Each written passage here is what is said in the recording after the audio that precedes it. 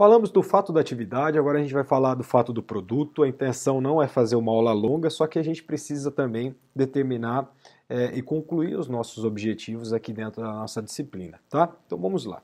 Fato do produto. Pela sistemática do nosso Código Civil, os empresários, seja eles individuais ou até mesmo as empresas, respondem objetivamente pelos danos causados pelos produtos postos em circulação. Então, o que isso quer dizer? Quer dizer que o Código Civil e o Código de Defesa do Consumidor, especialmente de uma forma mais específica, chama de fato do produto a expressão que pode ser também aqui utilizada com justeza, ou seja, esse fato do produto é o acontecimento externo que causa dano material ou moral ao consumidor decorrente de um defeito de determinado produto ou serviço. Vamos estabelecer aqui um defeito do produto, tá? E assim a gente chega ao ponto nodal dessa nova responsabilidade. Então, vamos explorar um pouquinho acerca do fato do produto. Então, o que a gente... Primeiro ponto, a gente tem que se questionar, na realidade, o que faz com que o empresário responda objetivamente pelos danos causados pelos produtos postos em circulação. E essa resposta para essa pergunta é uma questão fundamental. Por quê? Porque são os eventuais defeitos que esses produtos tiverem. E assim por quê? Porque ninguém responde por aquilo a que não tiver dado causa. Isso na primeira aula da nossa disciplina, ainda presencialmente, eu falei isso para vocês. Então ninguém vai responder por aquilo a que não tiver dado causa, a não ser as possibilidades da responsabilidade indireta, mas isso também são outros 500. Então, mesmo em sede de responsabilidade objetiva, a gente não pode responsabilizar aquele indivíduo que não deu causa ao dano, tá? E o dano só pode ser considerado causado por um produto defeituoso quando este tiver um defeito de fato que o enseje, tá? Então, o dano que não tenha por causa um defeito do produto, e isso pode decorrer de diversos outros fatores, inclusive da própria conduta do usuário, através do fato exclusivo da vítima, não pode ser imputado ao empresário. Então, nesse ponto, e aqui é interessante, a gente fala que o nexo de causalidade é totalmente aplicável aqui para a nossa responsabilidade objetiva, tirando uma exceção muito específica.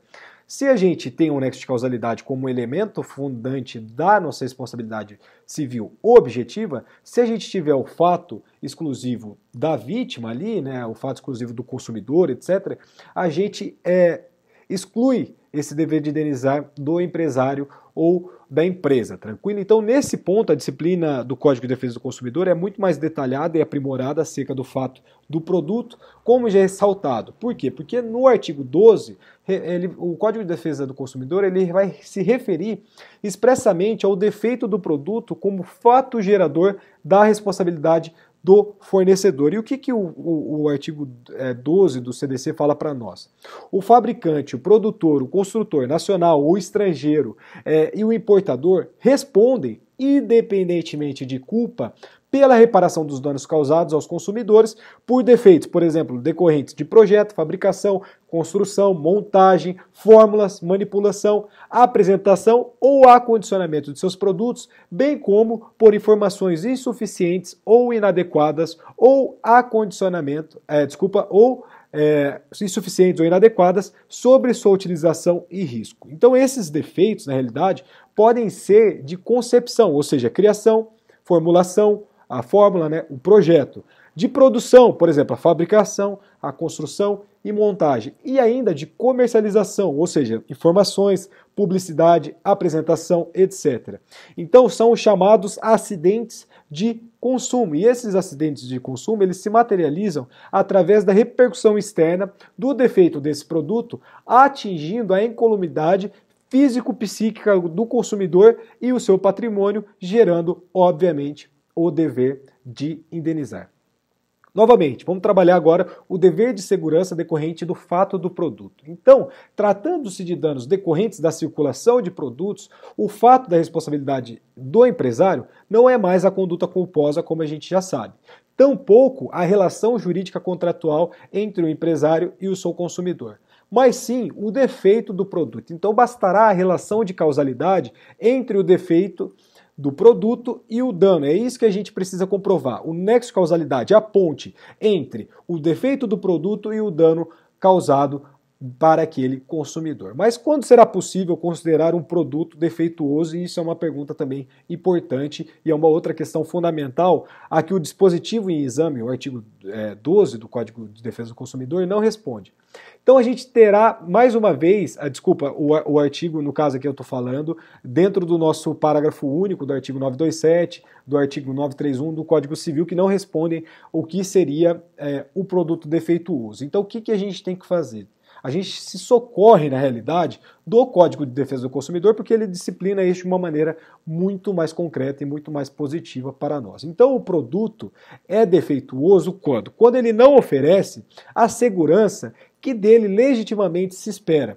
Isso está dentro do parágrafo 1º do artigo 12 do Código de Defesa do Consumidor. Então a lei criou o dever de segurança para o fornecedor e esse dever de segurança do fornecedor, na realidade, é uma verdadeira cláusula geral. Então o dever de não lançar o produto no mercado com defeito, essa é a cláusula geral. Se lançou um produto no mercado com defeito, gera o dever de indenizar, tranquilo? Então, de sorte que se ele lançar e esse produto causar um acidente, enfim, ele responderá de forma objetivamente, independentemente de culpa, portanto. Então, tudo quanto é necessário para a existência dessa responsabilidade é ter o produto causado um dano. Então, por isso que a gente tem que ter o dano, o produto defeituoso e a ponte que faz a ligação do nexo de causalidade entre esses dois elementos. Então, trata-se, em última instância, de uma garantia de idoneidade, ou seja, um dever especial de segurança do produto legitimamente esperado pelos consumidores e pela sociedade.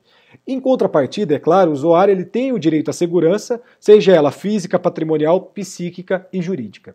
Portanto, se o causador do dano, conforme a gente já ressaltou aqui inúmeras vezes, ele pode legitimamente exercer uma atividade perigosa e às vezes ele até condicionado a isso, mas a vítima ela terá um direito subjetivo, no caso, à incolumidade física e patrimonial, decorrendo daí o dever de segurança. Então, com efeito, vai existir um direito subjetivo de segurança, cuja violação desse direito subjetivo, que é o dever de segurança, gerará a obrigação de reparar sem nenhum exame psíquico ou moral, sem apreciação, portanto, moral da conduta do autor do dano.